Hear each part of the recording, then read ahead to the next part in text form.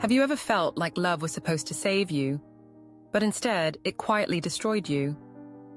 We're told that love is sacred, that intimacy is where we find connection.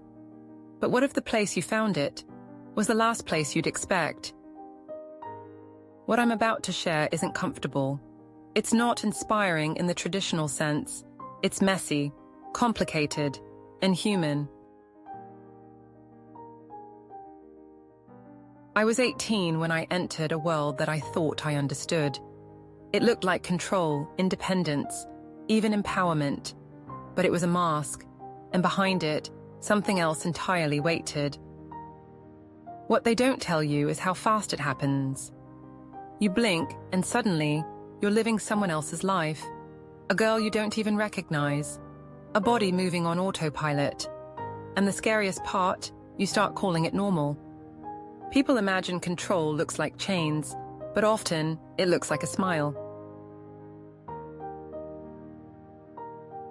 Here's what shocked me most. Most of the men didn't know I wasn't there by choice.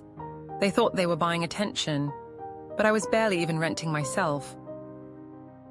Some were broken, some were grieving, some didn't even want anything physical, just someone to sit beside them in silence, to feel human again.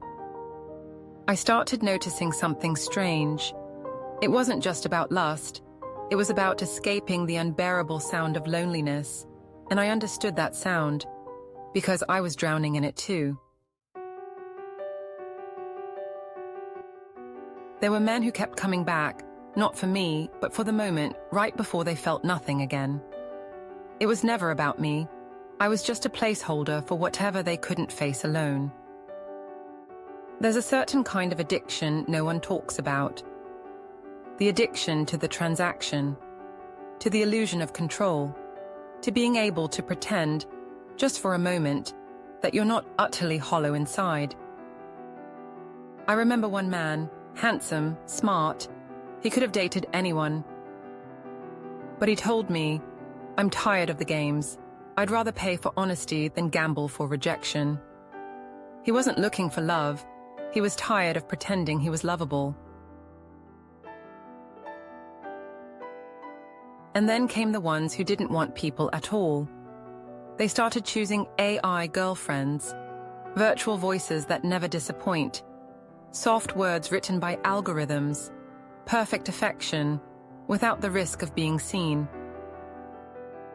It reminded me of Blade Runner 2049, a woman who says exactly what you need. She never argues, never rejects, never breaks your heart.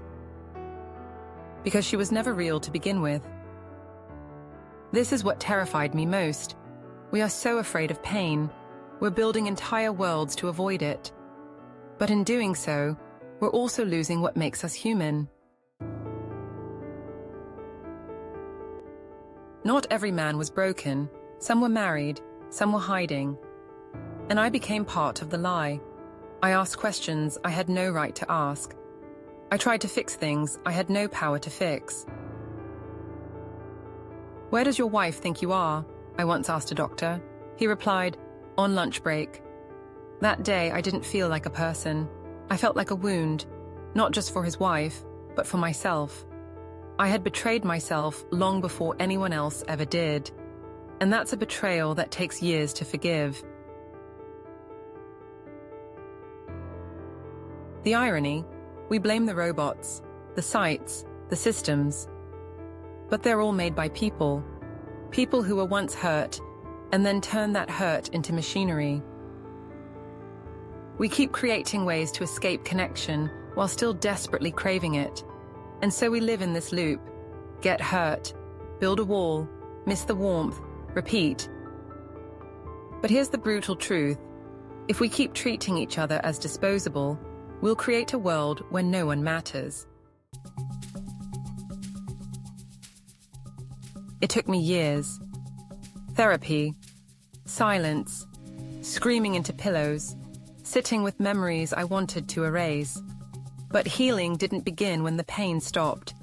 It began the moment I stopped blaming everyone else and faced the girl I abandoned, me. So, If you've ever been hurt by someone who claimed to care, if you've ever ghosted someone or been ghosted, if you've ever felt used or used someone else, if you've ever given too much or shut down too early, this story was for you. If this resonated with you, don't forget to like, subscribe, and share your thoughts in the comments. I read every single one, and maybe, just maybe, you'll help someone else feel seen.